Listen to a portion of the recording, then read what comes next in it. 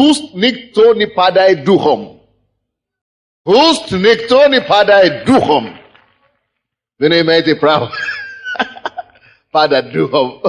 Мы не имеем права падать духом. Давайте откроем первое послание Царств. Первая книга Царств. И кто-нибудь, кто может хорошо читать по-русски, пускай пройдет сюда, поможет мне читать. Первая книга Царств, 17 глава, 22 стиха под 50 стих. 22 стиха по 50 стих. 17 глава. Давид оставил свою ношу обозному сторожу и побежал в ряды, и, пришедший, спросил братьев своих о здоровье. И вот, когда он разговаривал с ними, единоборец по имени Голиаф, филистимлянин из Гефа, выступает из рядов филистимских и говорит те слова, и Давид услышал их. И все израильтяне, увидев этого человека, убегали от него и весьма боялись. И говорили израильтяне: «Видите этого выступающего человека? Он выступает, чтобы поносить Израиля. Если бы кто убил его, одарил бы того царь великим богатством, и дочь свою выдал бы за него, и дом отца его сделал бы свободным в Израиле». И сказал Давид людям, стоящим с ним: «Что сделают тому, кто убьет этого филистимлянина и снимет поношение с Израиля? Ибо кто этот необрезанный филистимлянин, что так поносит воинство Бога живого?» И сказал ему народ те же слова, говоря: «Вот что сделано будет тому человеку, который убьет его». И услышал Елиаф, старший брат Давида, что говорил он с людьми, и рассердился Елиаф на Давида, и сказал: «Зачем ты сюда пришел? И на кого оставил немногих овец тех в пустыне? Я знаю высокомерие твое и дурное сердце твое. Ты пришел посмотреть на сражение». И сказал Давид: «Что же я сделал? Не слова ли это?» И отворотился от него к другому, и говорил те же слова, и отвечал ему народ по-прежнему. И услышали слова, которые говорил Давид, и пересказали Саулу, и тот призвал его. И сказал Давид Саулу: «Пусть никто не упадет духом из-за него. Раб твой пойдет и сразится с этим филистимлянином». И сказал Саул Давиду: «Не можешь ты идти против этого филистимлянина, чтобы сразиться с ним, ибо ты еще юноша, а он воин от юности своей». И сказал Давид Саулу: «Раб твой пас овец у отца своего. И когда бывало приходил лев или медведь и уносил овцу из стада, то я гнался за ним и нападал на него, и отнимал из пасти его. А если он бросался на меня, то я брал его за космы и поражал его и умерщвлял его. И льва и медведя убивал раб твой, и с этим филистимлянином необрезанным будет то же, что с ними, потому что так поносит воинство Бога живого». И сказал Давид: «Господь, который избавлял меня от льва и медведя, избавит меня и от руки этого филистимлянина». И сказал Саул Давиду: «Иди, и да будет Господь с тобою». И одел Саул Давида в свои одежды, и возложил на голову его медный шлем, и надел на него броню. И опоясался Давид мечом его сверх одежды, и начал ходить, ибо не привык к такому вооружению. Потом сказал Давид Саулу: «Я не могу ходить в этом, я не привык». И снял Давид все это с себя. И взял посох свой в руку свою, и выбрал себе 5 гладких камней из ручья, и положил их в пастушескую сумку, которая была с ним. И с сумкою и с прощою в руке своей выступил против филистимлянина. Выступил и филистимлянин, идя и приближаясь к Давиду, и оруженосец шел впереди его. И взглянул филистимлянин и увидел Давида с презрением, посмотрел на него, ибо он был молод, белокур и красив лицом. И сказал филистимлянин Давиду: «Что ты идешь на меня с палкою? Разве я собака?» И проклял филистимлянин Давида своими богами. И сказал филистимлянин Давиду: «Подойди ко мне, и я отдам тело твое птицам небесным и зверям полевым». А Давид отвечал филистимлянину: «Ты идешь против меня с мечом и копьем и щитом, а я иду против тебя во имя Господа Саваофа, Бога воинств Израилевых, которое ты поносил. Ныне предаст тебя Господь в руку мою, и я убью тебя, и сниму с тебя голову твою, и отдам трупы войска филистимского птицам небесным и зверям земным, и узнает вся земля, что есть Бог в Израиле, и узнает весь этот сон, что не мечом и копьем спасает Господь, ибо это война Господа, и Он предаст вас в руки наши». Когда филистимлянин поднялся и стал подходить и приближаться навстречу Давиду, Давид поспешно побежал к строю навстречу филистимлянину. И опустил Давид руку свою в сумку, и взял оттуда камень, и бросил из пращи, и поразил филистимлянина в лоб, так что камень вонзился в лоб его, и он упал лицом на землю. Так одолел Давид филистимлянина пращою и камнем, и поразил филистимлянина, и убил его. Меча же не было в руках Давида. Аминь. Пусть никто не падает духом. Now, братья и сестры, потому что мы живем в этом мире, в этом злом мире, постоянно на нас будут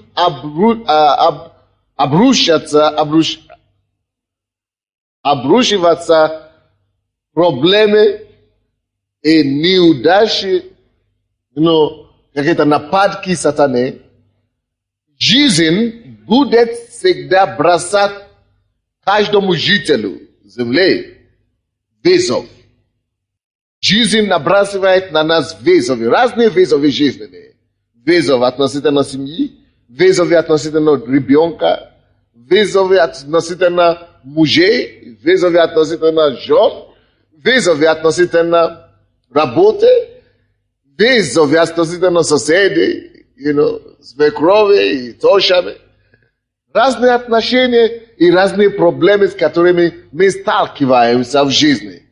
Но, братья и сестры, поэтому мы отличаемся от мира сего, поэтому мы отличаемся от тех людей, у кого нет надежды, поэтому мы отличаемся тем, что мы изучаем Слово Божие. Мы не слушаем только то, что мир говорит, мы не слушаем только то, что соседи говорят или родственники говорят, мы не слушаем только то, что наши проблемы и обстоятельства говорят нам. Мы еще имеем возможность, которую не все имеют, мы имеем возможность слышать еще и точки зрения живого Бога. Братья и сестры, если вам придется или приходится выбирать между человеком, между мнениями людей и мнением Бога, сестра, мнение кого вы будете слышать?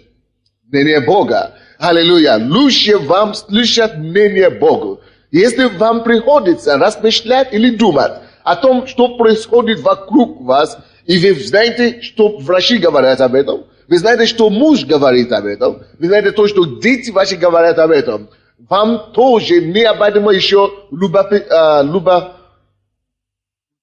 любопытствовать и поинтересоваться, что Бог говорит об этом. Вам необходимо заинтересоваться в том, что Бог говорит о ваших обстоятельствах. Потому что то, что Бог говорит, намного весит больше, перевесит то, что проблемы говорят, перевесит то, что родственники говорят, перевесит то, что родные говорят, то, что говорят соседи и близкие. Братья и сестры, мнение Бога есть окончательное в любом случае. Мнение Бога есть финал. То, что Бог говорит, на это можно полагаться. Можно полагаться на Бога, можно полагаться на то, что Он говорит нам. И нет повода для того, чтобы падать духом нам. Вы знаете, сестра наша говорила сегодня, и она очень, сестра, которая молилась здесь за страны, она очень близко к нам, нашей семье, потому что она дружит с моей женой и помогает моей жене. И она больше вас, остальных, меня видит в разных ситуациях и приходит к нам домой. И то, что она говорит, хорошее замечание. Я не знал, что она заметила это. Какой бы ни была ситуация в моей жизни, даже если я перед пистолетом, я все еще буду спокоен. Я спокойно пойду к Богу. Я однажды обнаружил один факт, который должна была потрясать меня. И я просто смотрю, хорошо. А, допустим, когда я пришел домой, я вижу, что она не в том настроении. Все нормально? Я говорю, может быть, что-то так делал не так. Все нормально? Да, все нормально. Ничего не говорила, накормила, а потом говорит, я была в больнице сегодня. Что там было? Говорят, что я не беременна. Она очень беременна, говорит, это не беременность. Вообще ты не можешь беременна сейчас, потому что это тяжко. А говорю, что случилось? Я говорю, если ты хочешь беременеть или рожать, нужно будет лечиться. Она говорит, я говорю, хорошо, поэтому ты падаешь духом, все нормально. Я говорю, дьявол просто не знает, за кого ты вечно замуж. Я говорю, хорошо, все в порядке. Это вердикт или это заключение врачей, потому что они специалисты. Ну, пускай говорят то, что знают. Слава Богу, что кроме того, то, что врачи знают, мы тоже знаем кое-что. Мы знаем то, что Бог знает. Мы знаем, что есть Бог, который еще говорит и делает свое заключение. Аминь. Слушай, братья и сестры, если вы знаете Бога, вам ни за что падать духом. Эй, слушай, пусть никто не падает духом. И ты тоже. Знаете, когда такие новости ужасные приходят к тебе, ты приходишь на работу, ты уволен. Боже мой, муж не работает, и я уволена. Твои детей. Если я уволен таким образом или уволена, муж тоже не работает второй год. Я скажу, Господь, как это ты можешь позволить такое? Это бит, что я уволен. Я верующий, я уволен. Хорошо. Ты в контроле. Слушай, никогда не думай, что что-то происходит с тобой, о котором Бог не знает. Если Бог позволил этому случиться, значит, есть кое-что, которое я должен знать еще больше. Плюс тому, который я знал или я не знал. Я должен что-то открыть себе. Нет повода для нас падать духом. В каком случае? В любом случае. Я вам расскажу историю, которую мы читали здесь. Now, представляйте себе. Филистимляне – это вражеская страна. Они окружили или вызвали на войну, на фронт израильтян. И они как бы окружили их. И там у них был один классный солдат. Не просто солдат, а воин.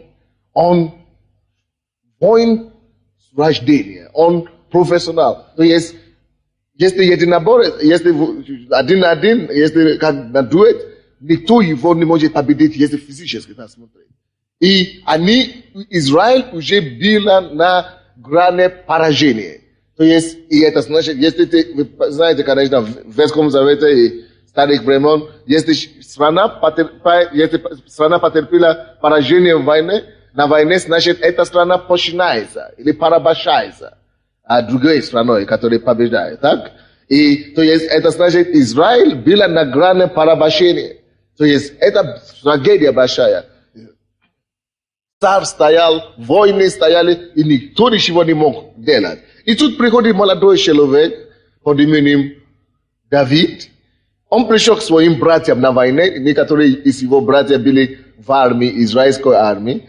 И когда он пришел туда, он слышал, как этот Голиаф. Вы слышали, наверное, о Голиафе, так?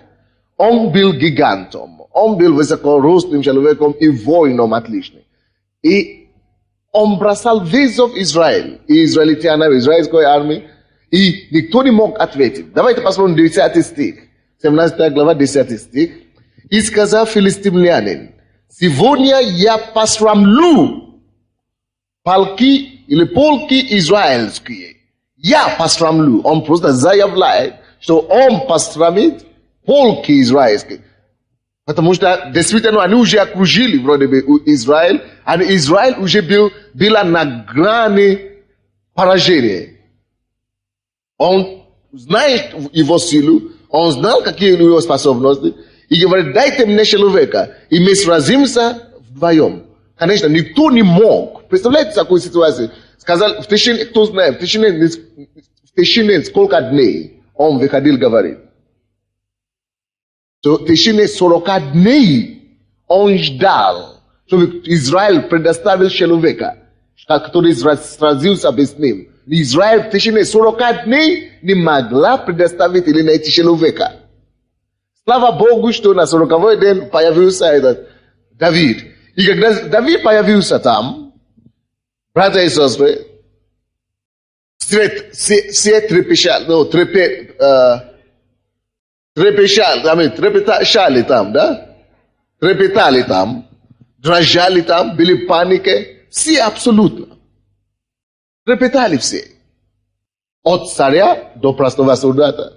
Все уже были на грани поражения. Все были, в панике. И пришел Давид и видит это все. И еще и слышал, несколько раз слышал, как этот филистимлянин говорит это.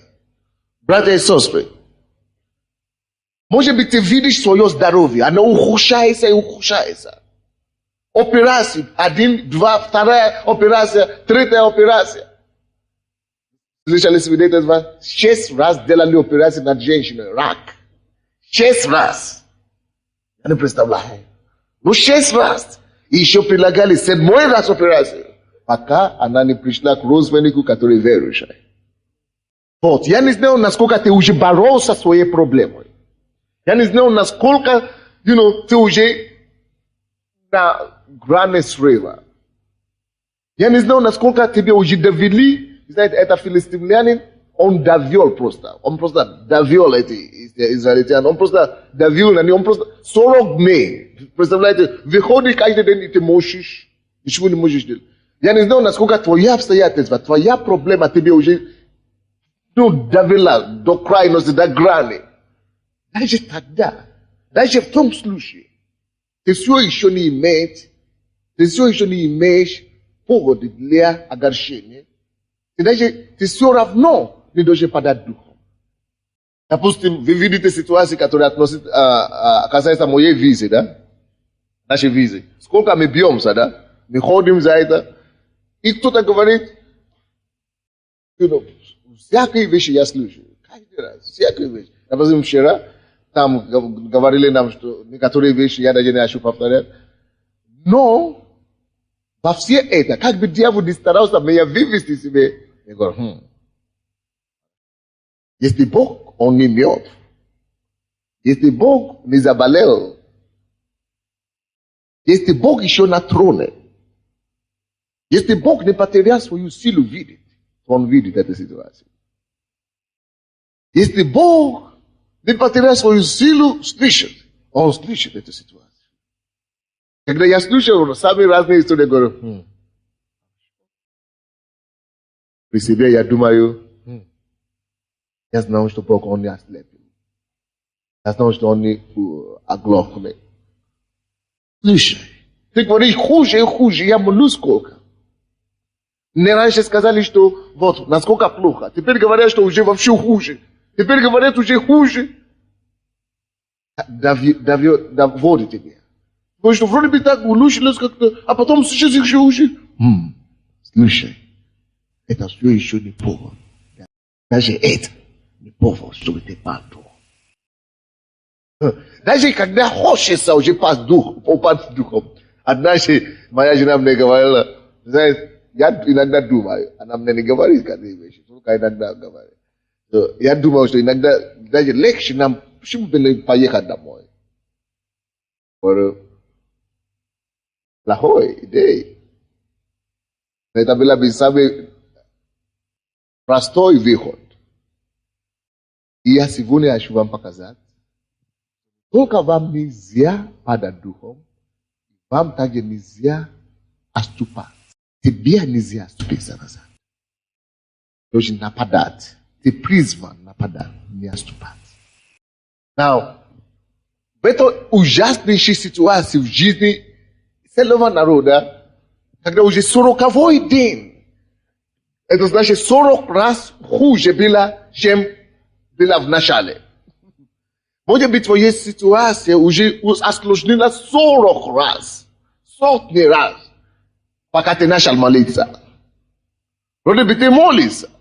Но еще хуже 40 раз так. Это еще не повод, чтобы падать духом.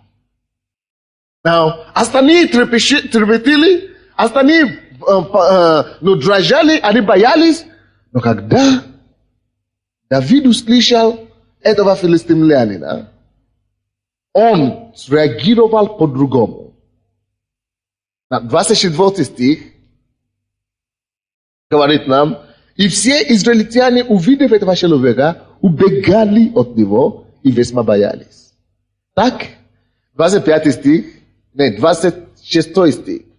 И сказал Давид людям, стоящим с ним, что сделаю тому, кто убьет этого филистимлянина и снимет поношение с Израиля? Ибо кто этот необрезанный филистимлянин, что так поносит воинство Бога живого? Слушайте, эти все дрожались, боялись и отступали. А когда Давид это слышал, он сказал, кто это? Необрезанный, неверующий человек, вообще не богобоязненный человек, который поносит, не меня поносит, не Израиля поносит, но поносит Бога. Видите это? Который поносит воинство Бога живого. Слушайте внимательно. Всякий вызов, всякая проблема и трудность, который дьявол направляет в твой адрес, против твою семью, против твоей личности, против твоей работы, твоего бизнеса, братья и сестры, принимайте этот вызов, эту проблему не на свой адрес. Перенаправьте ее в адрес воинства Бога живого. Вот причина, почему Давид, в отличие от других, не падал духом. Потому что он знает, что эта ситуация больше него. Эта проблема нерешима для него также. Эта проблема слишком сложна для всех нас. И он понимал одну истину, которую ты также должен понять сегодня.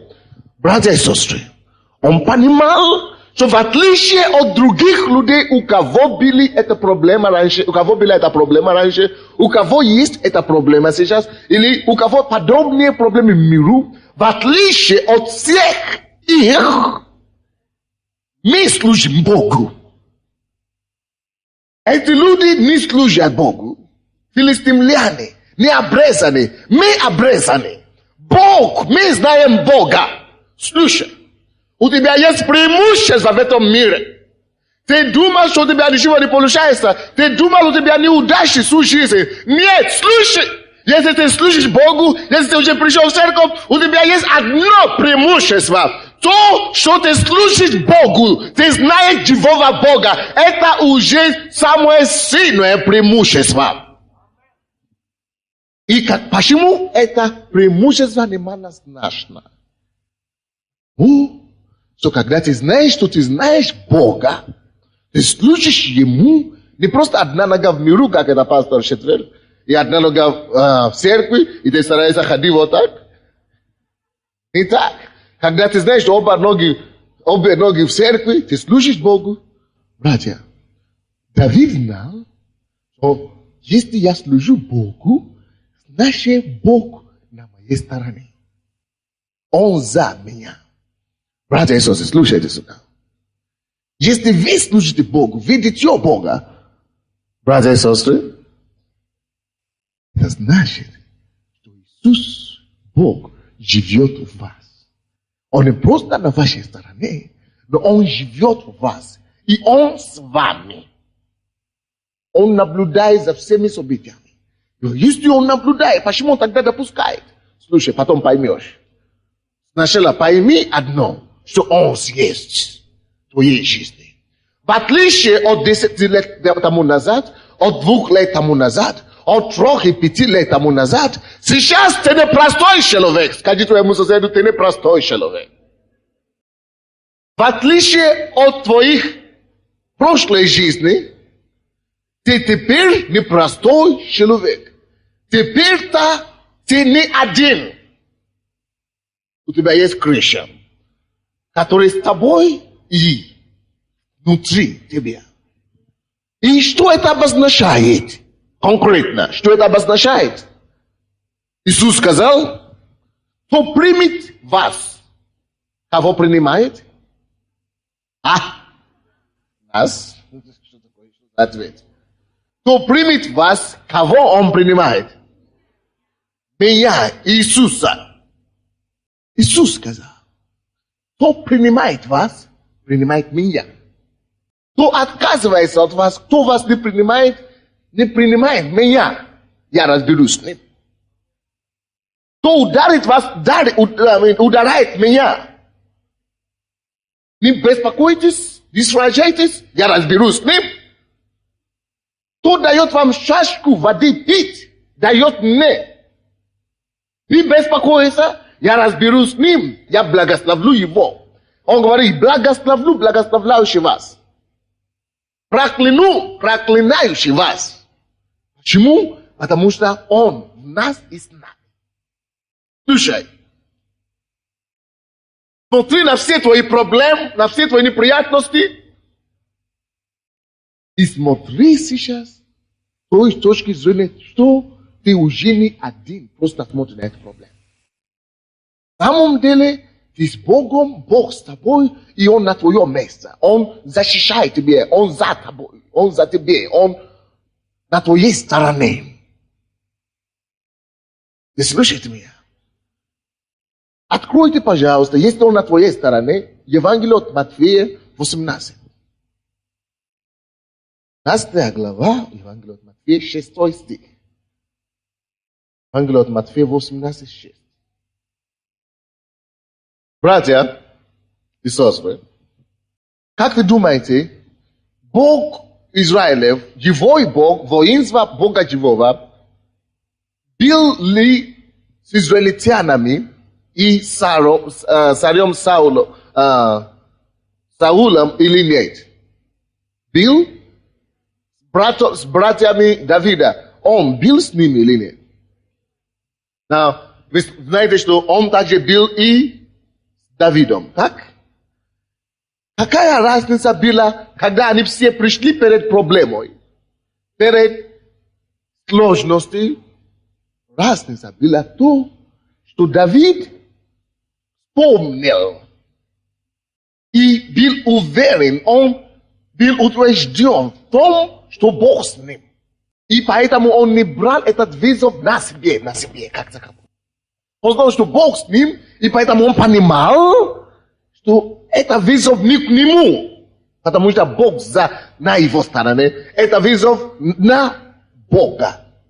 Но остальные, они тоже знали, что Бог был с ним, но когда проблема пришла, они забили. Или не забили, но они не доверяли эту проблему Богу, не перепоручили эту проблему Богу. Они сами встретились с проблемой. А когда ты сам стараешься встретиться горе, толкать горы, так тяжело. Поэтому лучше отойти в сторону и пустить Бога действие. Это было преимущество Давида. Это было то, что Давид знал, то, что другие не знали.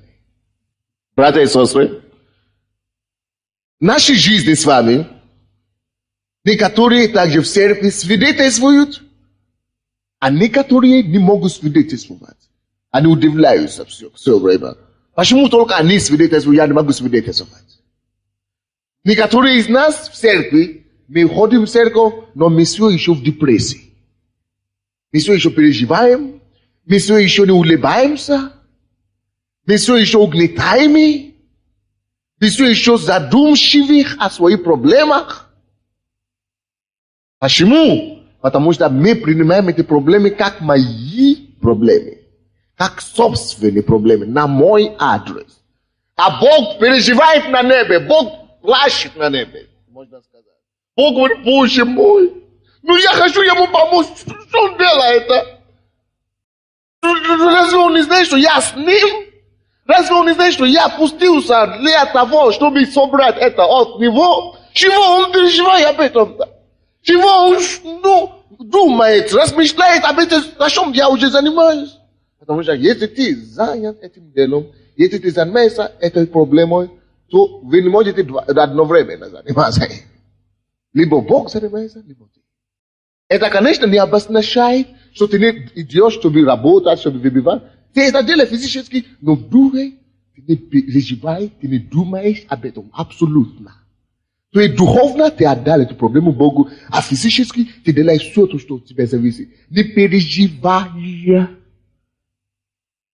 И не видя себя как решение, как тот человек, который сделает это.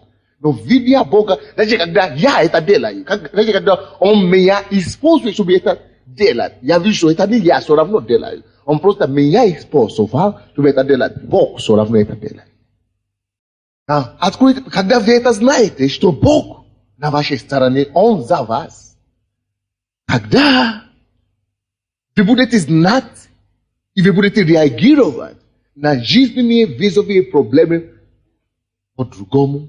И вы будете также уверены и знать, что вам не стоит падать духом. Зачем мне тогда падать духом, когда я уже знал, что Иисус берет на себя это вызов, эту проблему? Зачем мне тогда падать духом? Раз я уже знал, что Он берет на себя, кто может победить Иисуса? Кто может быть больше Него? Абсолютно никто. Даже если временно мне кажется, что я поражение, что я теряю благословение или я лишусь какое-то благословение, я знал все равно, что это временно. Если Он Бог, ему все равно будет победа. Рано или поздно. Матфея 18:6. А кто соблазнит одного из малых этих, верующий меня? Сколько из вас веруют в Иисуса здесь? Послушай, что Бог говорит о тебе. А кто соблазнит одного из малых этих, верующих меня, тому лучше было бы, если бы повесили ему мельничный жернов на шею и потопили его в глубине морской. Слушай, Бог настолько думает о тебе, что ты сам даже о себе так не думаешь. Насколько Бог знает, что ты важный, насколько Он берется вручиться за тебя, что ты даже не замышляешь, не задумываешься об этом иногда. А Бог говорит, представляете себе, кто соблазнит, ты говоришь, муж меня бьет, сын бьет, или ругают меня на работе и так далее. Моя единственная реакция, когда на меня поносят, мне жалко за этих людей. Мне плохо за них. Потому что я знаю, что ой-ой-ой-ой.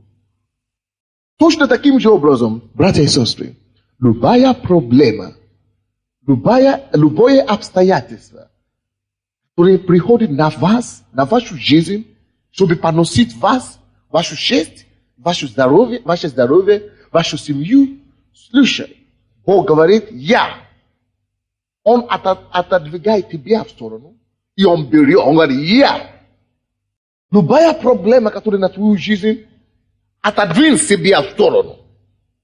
И скажи, Господь, ты. Поэтому даже когда ты молишься, говорю, Господь, ты впереди, ты решаешь это твоя битва, это твоя война, я тут ни при чем. Я благодарю тебя, что ты в контроле. Я благодарю тебя, что ты разрешаешь эту ситуацию именем Иисуса. И ты молишься, и благодаришь, и знаешь, твердо знаешь, что Он в этом месте. Поставь его в ответе. Однажды мы поехали, нас в Авир, нас начальник Авира уже поставил печать продлить визу, потому что через знакомого. Он потом отправил нас к инспектору. Инспектор просто такая, служанка, офицер. Я говорю, идите, это исполнитель, а начальник сам уже дал добро. И мы пришли туда, и дали документы, он смотрит на своих, и видел мою фамилию, и имя фамилии. Они говорят, если бы это были тут неизвестны, мы бы решили эту проблему давно. Но вас все знают. Поэтому и инспектор это пошла к начальнику и говорит, это же это человек, проверник. Нам дали указание не дать ему визу, ни в коем случае. Слушай, и начальник уже подписал. Все уже, только инспектор должен поставить. И инспектор говорит, посмотрите, и начальник говорит, извините. И вышел. И люди, которые были со мной, говорят, боже мой, как это так? Раздражали. Нервно. Как это мы уже слушали, получили? А я говорю, я не говорю ничего. Разве Бог не знал, что это инспектор будет это препятствовать? Это знал до того, как мы пришли туда. Если одна дверь закрывается, Бог знает, что лучше скоро откроется. Ты всегда должен это знать. Братья и сестры, вы слушаете меня? Всякий раз, когда одна дверь перед вами закрывается, всегда думайте среди собой, внутри себя. Если Бог знает об этом, или если даже он не знал об этом, на всякий случай я тебе скажу об этом. Он все равно знал. Но я говорю, Господь, ты видишь эту ситуацию. И знаешь, что если Бог допустил, чтобы это было, и то, что Он допускает, это на мое благо. Кто-то говорит, я объявил помолвку. И мой жених,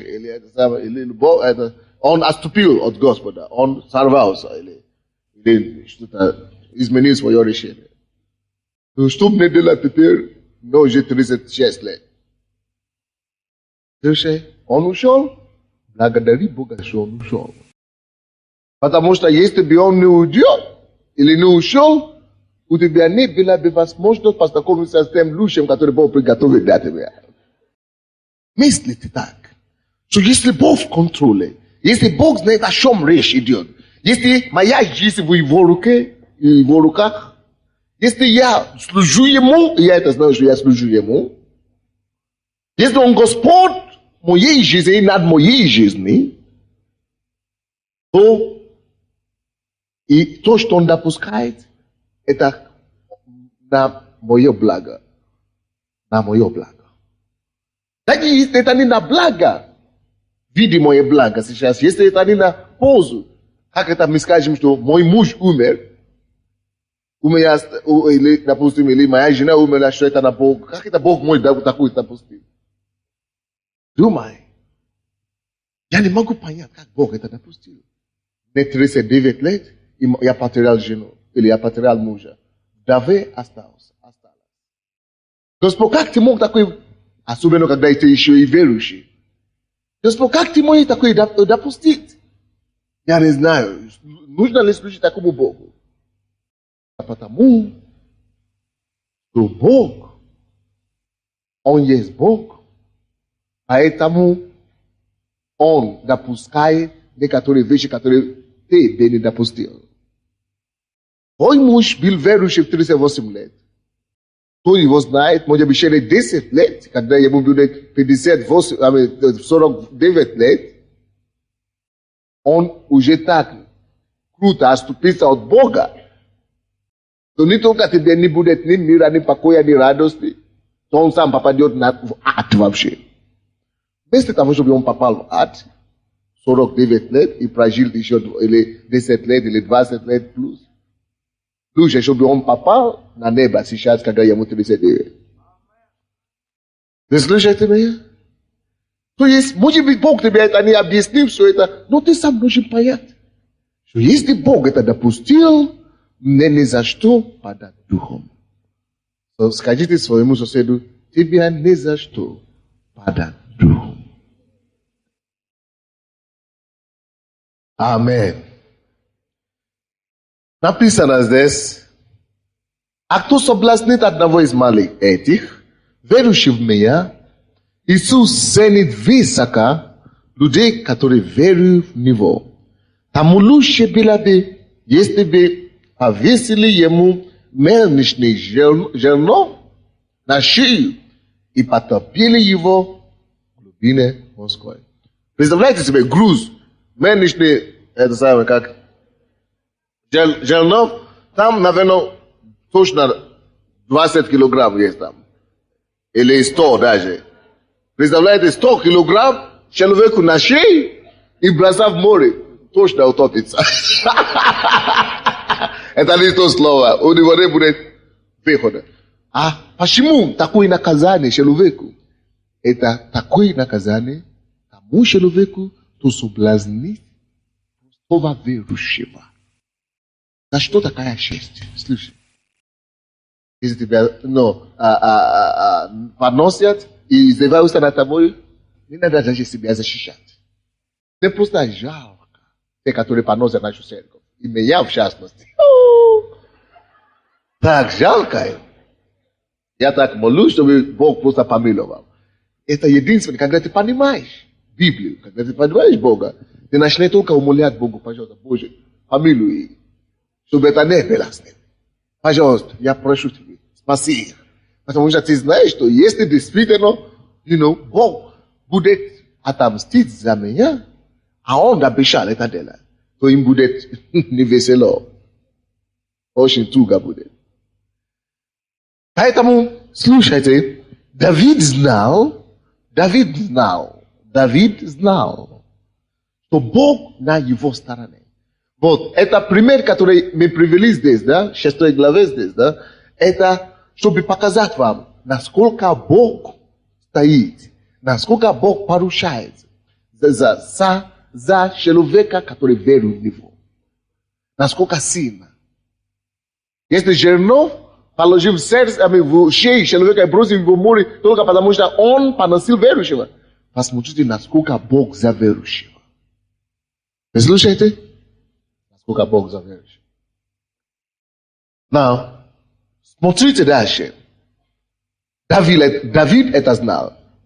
А давайте откроем еще обратно в это место, откуда мы начали. 1 Царств, 17, 24 стих. Пока я проповедую эту проповедь, да, до кого-то дошла женщина, у вас было кровотечение. И эта женщина здесь, пока мы говорили, просто отдала эту проблему Богу, и Бог исцеляет вас сейчас. Таким же, пока я проповедую, просто доверяйте Богу таким образом. Отдайте Богу.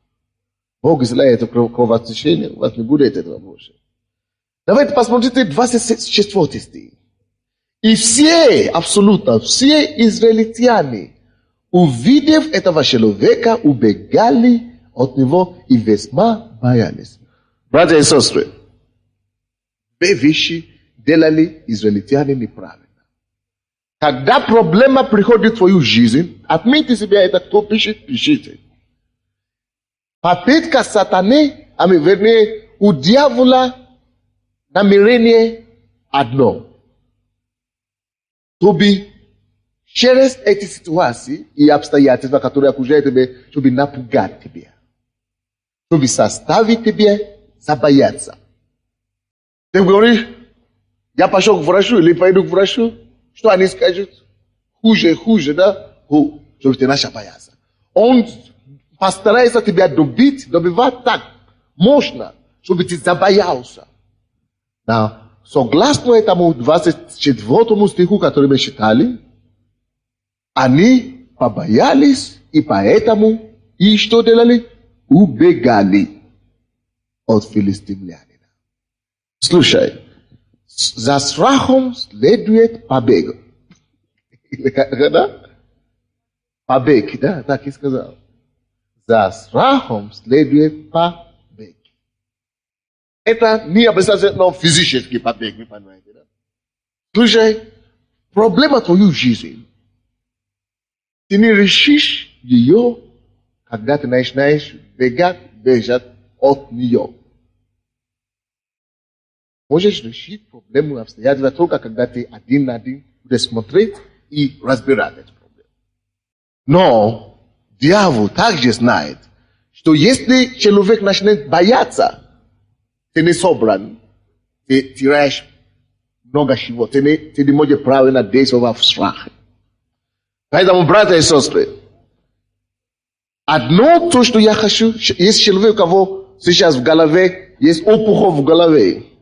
Если у вас опухоль левой стороны головы, положите руку Господу, чтобы исцелить вас. Братья и сестры, слушайте меня сюда. Вы слушаете? Если у тебя есть проблема, первое, что ты должен, решение, которое ты должен принять для себя, что Господь, я отказываюсь бояться в этой ситуации. Я отказываюсь паниковать. Я отказываюсь дрожать. Я отказываюсь бросить защиту. Я отказываюсь бояться именем Иисуса. Я не буду бояться, если ты чувствуешь, потому что дух, страх вообще-то есть дух. И этот дух будет подходить ко всем нам.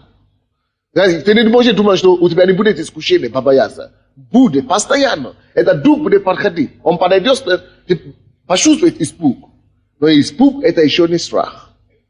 Ты можешь почувствовать испуг и собраться. Пока ты соображаться и сразу говоришь нет.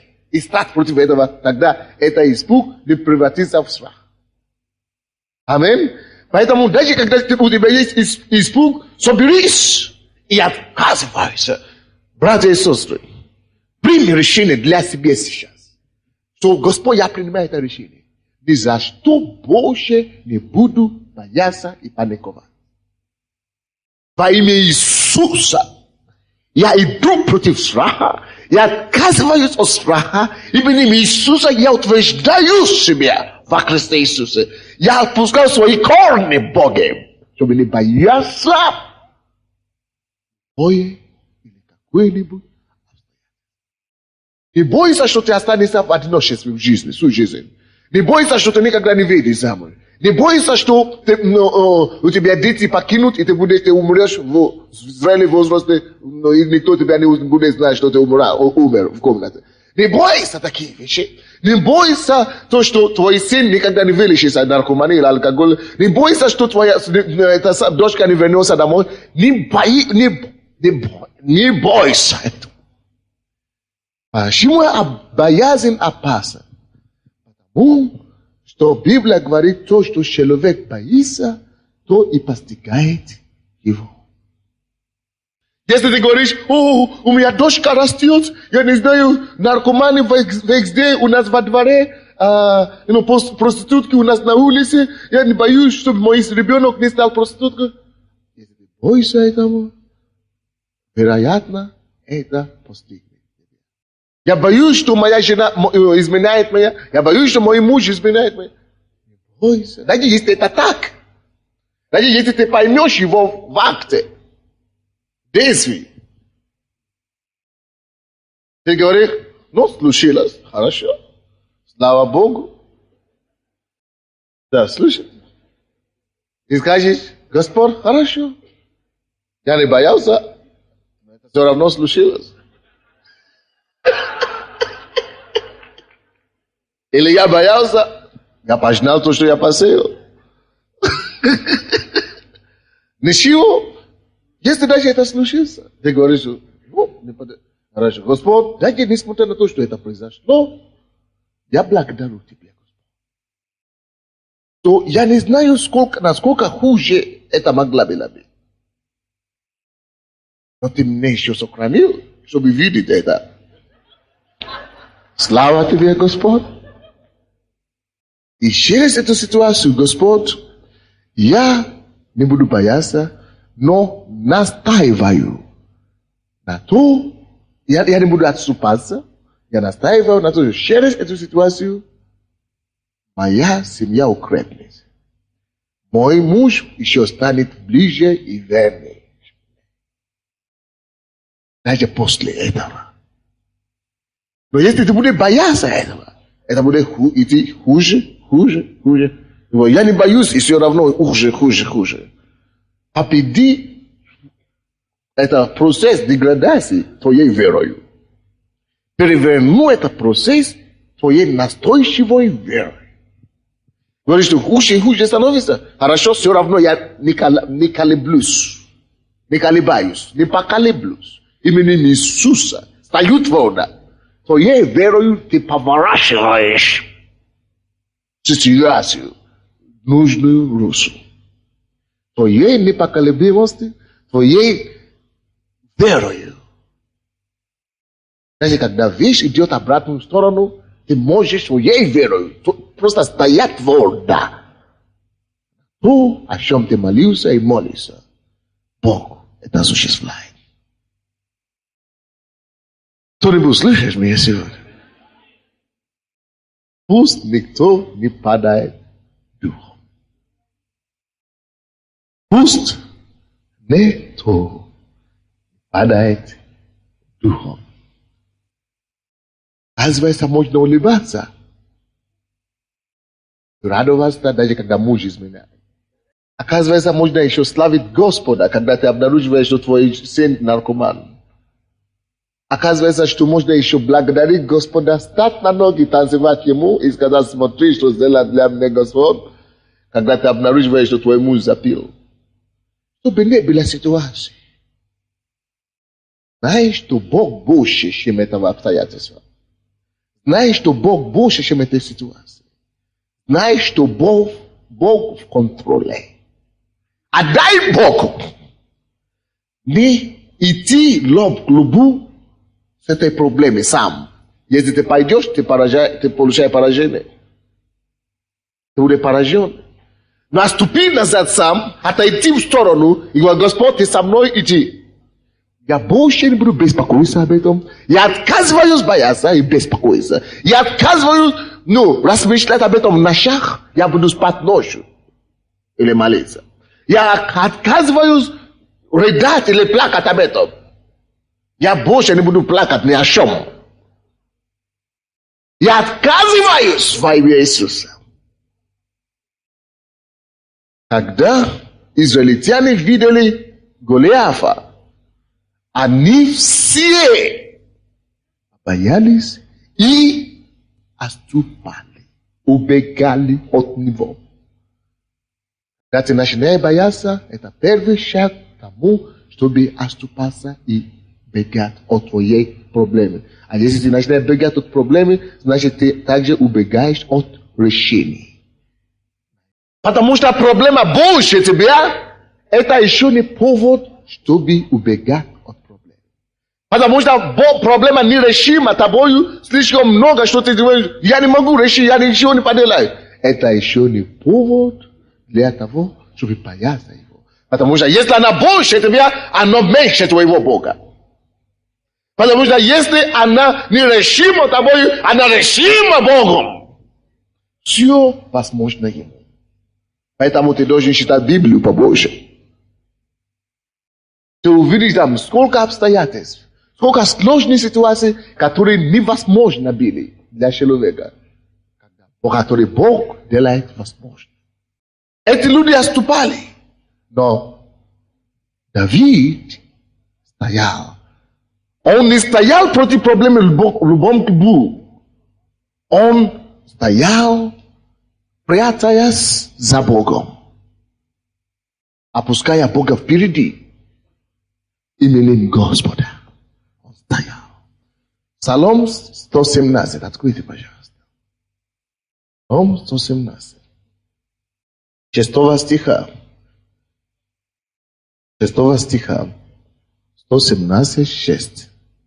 Господь за меня не устрашусь, что сделает мне человек.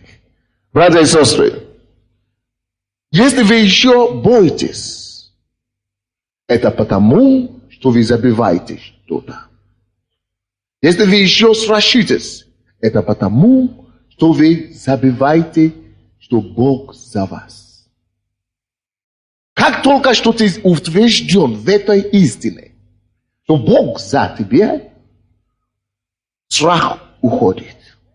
Потому что твоей верой, что Бог больше твоей проблемы, сильнее твоей проблемы, она должна уничтожать страх в тебе.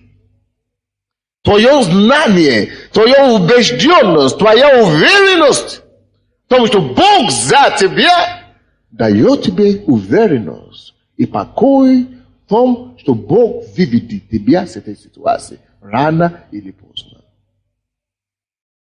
Твоя уверенность, что Бог за тебя, знаешь, что даже если Бог допустит худшее случится, то это потому, что есть случаи, которые я пока не вижу, которые Он хочет явить через это худшее, которое случилось.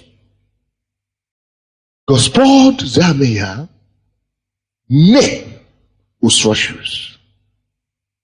Знаешь ли ты, что Господь за тебя? Многие из нас знаем это в голове. Но не живем это. Тебе надо утвердиться в этом и жить этим. Господь за меня не устрашусь, что сделает мне человек. Пускай человек делает свое худшее. Я не все равно не устрашусь. Все равно Бог. Вместе с Богом я Божий. Вместе с Богом я победитель. Господь не помощник. Буду смотреть на врагов моих. Потому что ты знаешь, что Бог со мной. Он не помощник. Твой помощник — это тот человек, который делает за тебя работу. Тобой работу. Вы знаете, что он сказал? Потому что Бог, я знаю, что Он мой помощник. Мой помощник. Я буду смотреть на врагов. Многие из вас, вы не можете смотреть на врагов ваших. Если ваш враг приходит и ходит этой дорогой, вы сразу идете другой дорогой. Это может быть за две причины. Либо потому что вы не свободны, вы не относите любовью к этому человеку, либо потому что у вас страх. Это одно и другое связано, с другим связано. Если у вас нет любви к любому человеку, значит у вас страх. Но когда ты знаешь, что Бог с тобой, Он тебе помощник, я не смотрю на человека, как на моего противника. Я не вижу ни одного человека на этой земле, который я бы смотрел, как на своего врага. У меня нет врагов. Но потому что я знаю, что Бог за меня, я могу смотреть на любой вызов, который приходит в мою жизнь. Не убегать от этого вызова, не оступаться, не просто смотреть вниз или в землю, не смотреть прямо. Потому что я знаю, что я способен победить. Бог со мной. Ты же Бог твой помощник. Ты начни смотреть на твоих врагов. Начни смотреть на твои трудности. С презрением. С осознанием, что это не проблема. Начни смотреть на твою проблему, как ерунда. Пусть, что Бог со мной. И что Он сделал? Потому что Он не боялся, Он знает, что Бог с ним. 5 стих. Из тесноты возвал я Господу. Из тесноты. Братья и сестры, находишься ли ты в какой-нибудь тесноте сегодня? Посмотри своей семьи, свое здоровье, обстоятельства вокруг тебя. Какая-то теснота, правда?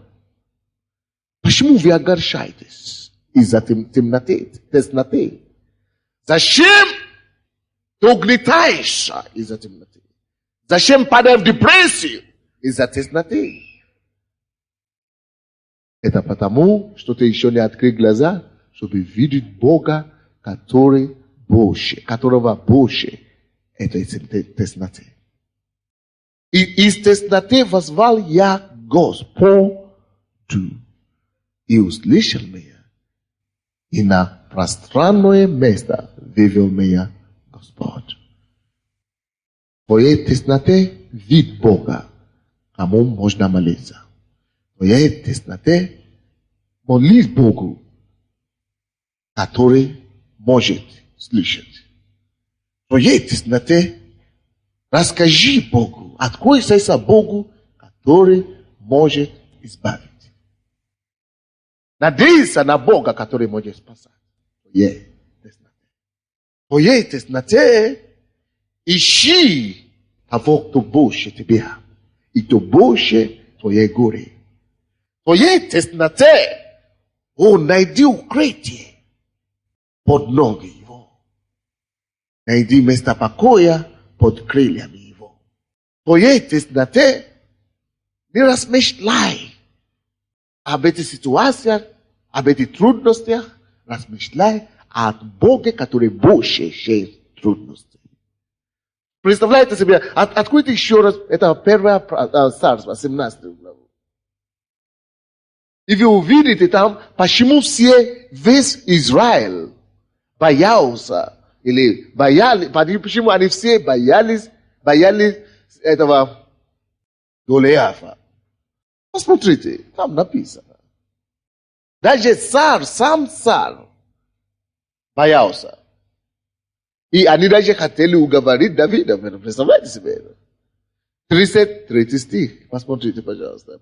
И сказал Саул Давиду: не можешь ты идти против этого филистимлянина, чтобы сразиться с ним, ибо ты еще юноша, а он воин от юности своей. Братья, как вы думаете, это то, что он говорил здесь? Это, по крайней мере, то, что он сказал, что Давид еще юноша. Это правда? Правда, да? Это Голиаф, он был старше Давида или нет? Да, однозначно. И он также говорит, что тот Голиаф, он был воином с его юности, с детства. Это правда? Значит, он специалист оружия, профессионал. Но то, что неправда, заключается в том, что то, что он говорит прежде, что ты не можешь идти против него. Это была бы правда, если бы Давид был один.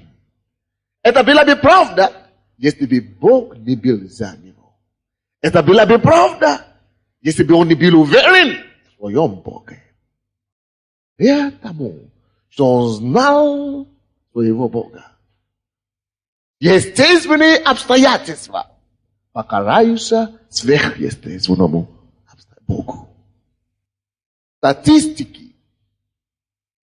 Некоторые из вас вы любите собирать статистики о своей болезни, статистики о своей неудачах, статистики о своей всех везения, которые у тебя нет. Некоторые из вас свидетельствуют или говорят: с тех пор, как я пришел к Богу, или вообще с тех пор, как я вышла замуж, та неудача пришла ко мне, то неудача, другая неудача, того неудача. С тех пор, как моя мама умерла, то неудача, та неудача, такая неудача. Перечисляйте, сохраняйте в вашей голове статистики, все неудачи, которые у вас есть. Но на самом деле вам нужна только одна статистика. Только Бог больше всех ваших сложностей. Мне не интересно, сколько бизнесов, сколько контрактов ты заключил и проиграл. И не были успешны.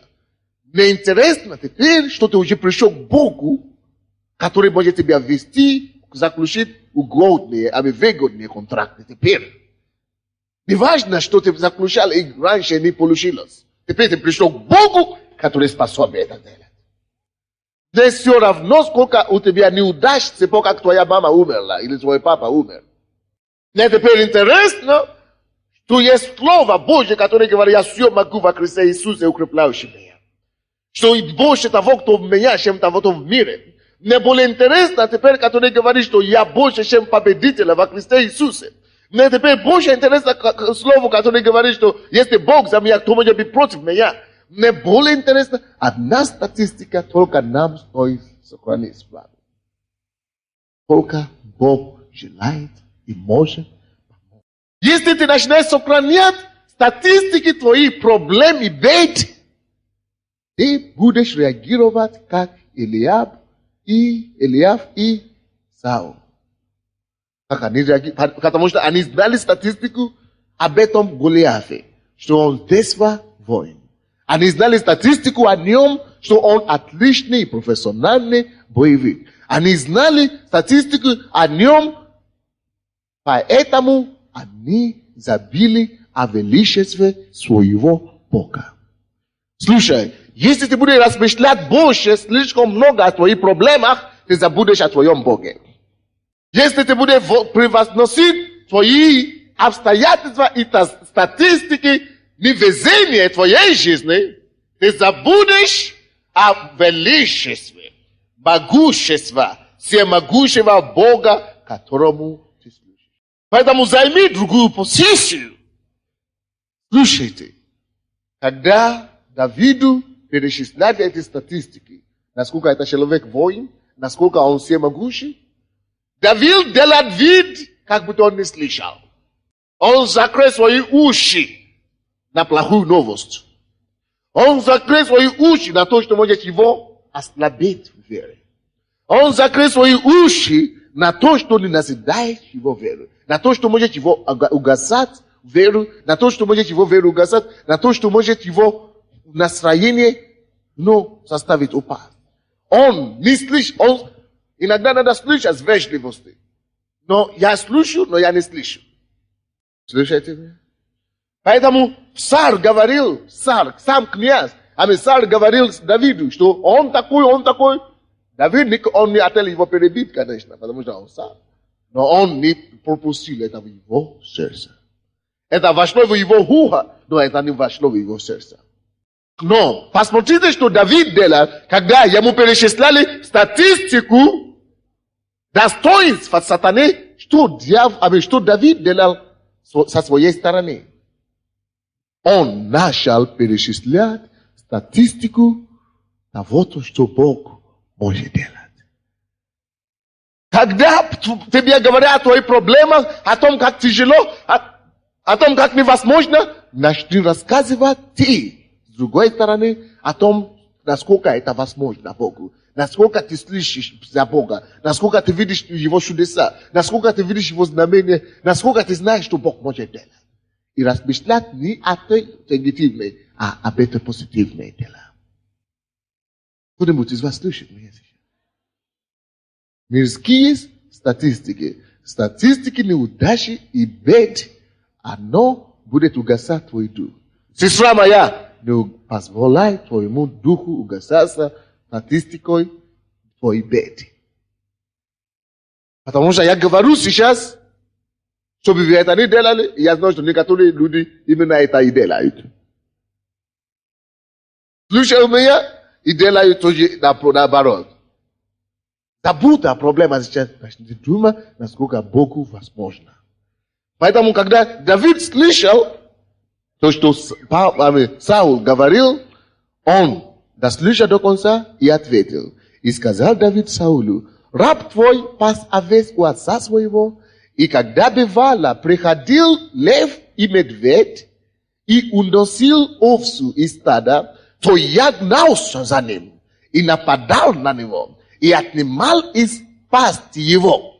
А если он бросался на меня, то я брал его за космы, и поражал его, и умерщвлял его. И льва и медведя убивал раб твой. И с этим филистимлянином необрезанным будет то же самое, что с ними. Потому что так наносит воинство Бога живого. Поносит. И сказал Давид: Господь, который избавил меня от льва, Господь, который избавил меня от медведя, избавит меня и от руки этого филистимлянина. И сказал Саул Давиду: иди, и да будет Господь с тобой. Он проснулся. Царь проснулся. Слушайте, братья и сестры, царь говорил о чьих достоинствах Голиафа, филистимлянина. Давид говорит о чьих достоинствах Божьих. Да, то, что те статистики, которые привел Давид, они такие незначительные. Очень часто, когда ты начинаешь думать о том, что Господь поможет мне, Он же исцелил мою головную боль, Он меня от язвы исцелил, дьявол тебе скажет: Это же головной боль. Что такое головной боль? Это же ясно. Теперь рак. Что такое головные боли с раком? У тебя ничего все равно не получится. Или ты говоришь, что Бог моего сына спасет и так далее. Говоришь, что Он спас этих людей. И что эти люди? Они кололись 2 года, 3 года. А мои уже 16 год колются. Понимаете? Какой Бог тогда? Что такое 2 года и 16 лет? Что Бог теперь сделает? Слушай. Давид, он знал, что у Голиафа, если он с детства воин, который не терял поражение, не потерпел поражение, что у него действительно Божье достоинство, чем убить медведя и льва. Любой может убить медведя и льва. Слышите, вы слышите меня? Любой охотник может убить с оружием в руках медведя и льва. Это не подвиги. Если сравнить это с тем, что делал Голиаф. Голиаф побеждал страны и царства. Но Давид, он не сказал, потому что у него такие статистики большие, а у меня такие маленькие, что по статистикам выигрывает Бог. Нет. Он говорил, Бог меня избавил от льва, от медведя, и я знал, что Бог, это же Бог. Не статистика меня избавит на этот раз. А Бог, который делал это, и который способен делать любое чудо. Поэтому, когда ты начинаешь говорить, у меня Бог исцелил от головы, и от головной боли, и от боли в ногах, и сейчас от рака исцелил. Если дьявол начинает тебя говорить, что такое рак? Ну, слушай. Если у меня на этот раз более сложная ситуация и проблема, или рак на этот раз, поэтому я и даю Богу славу, поэтому я и верю Богу, чтобы моим маленьким свидетельствам, моим маленьким статистикам Бог разрешил и это. И добавил это большое станет свидетельством в моей списке. Того, что я буду перечислять. Вы не поняли? То есть твоя большая проблема добавится к статистике о славе Божьей, о тех вещах, которые Бог делает, что они будут наполняться. Потому что Бог, Он есть Бог.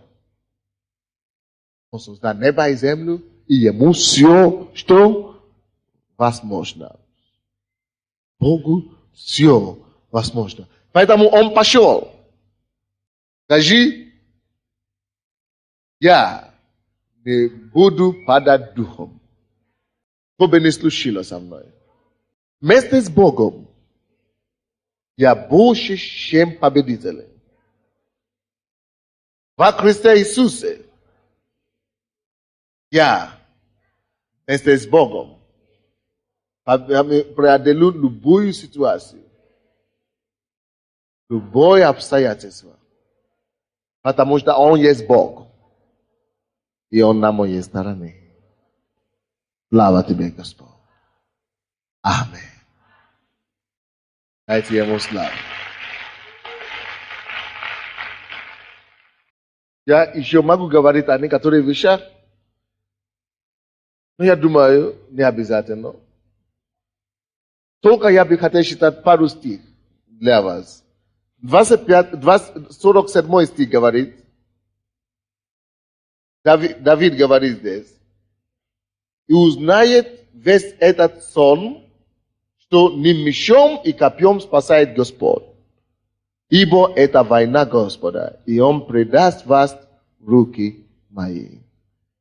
Скажи эти слова твоему проблему, и узнает эта проблема, и узнает эти противники мои, и узнает весь мир, что не копьем и мечом спасает Бог, но это война Господа. Эта проблема не моя, это Божья проблема. Эта ситуация не я буду стремиться, не я буду сражать, не я буду победить, но Бог. Братья и сестры, 3 вещи дали Давиду победу. Первое, что дал Давиду победу, Он не принял это вызов на себе. Он не шел сам, своей силой, своей способности против проблемы. И, братья и сестры, я умоляю вас сегодняшнего дня, не идите в своих проблемах, в своих способностях, не идите в своих разумениях против ваших проблем. В ваших силах вы ничего не сможете делать все равно. И если вы попытаетесь идти в ваши силы, вам будет страх, и вы будете отступать. В то время, когда Бог говорит, даю вам силу наступать, власть наступать на змей и на скорпионов. Бог хочет, чтобы мы наступали. Поэтому первое, что Давид делал, он не шел против Голиафа в своих силах. Второе, что дьявол делал, что Давид делал, извините, слушайте внимательно, это надо вам. Когда он устоял в своей вере, он устоял в своей вере, несмотря на давление со стороны, извне. Помните первое давление? Его брат сказал ему, я знал, что ты такой непослушный ребенок, иди домой. Он говорит, нет, я пойду сразиться. Господа. А потом сам пришел, он говорит, что ты не можешь. Каждый раз, когда ты стоишь в вере, у тебя всегда будут испытания сомневаться, сдаваться. Это абсолютно правда. Но не подавай за этого. Даже когда он уже пошел против Голиафа, Голиаф начал ему говорить, кто пришел ко мне, собака, пристали ко мне, сразиться со мной собаку? За собака, я тебя отдам птицам небесным, они будут кушать тебя. Что такое? Я воин, а ты пришел ко мне. Что за собака такая? Но это все, чтобы угасить веру Давида. Это все направлено на того, чтобы он оступился в своей вере. Брат, сестра, слушай. Когда ты начинаешь верить и доверяться Господу, дьявол начинает посылать твоих родственников, твоих детей. Чтобы сказать, что ты умрешь? Ты что? Чего ты начинаешь думать? Какой Бог тебе поможет? Видишь, куда Бог смотрит? Почему Он не помогает? То есть, чтобы только составить твою веру угасаться. И чтобы заставить тебя отступить от веры. Но Давид, он своей верою и утверждением веры, что нет, он своей уверенностью в Боге, своей верою он перевернул ситуацию на свою сторону. Братья, у Давида была, это второй фактор, продолжительная настойчивая вера. Должна быть настойчивая вера. Настойчивая вера.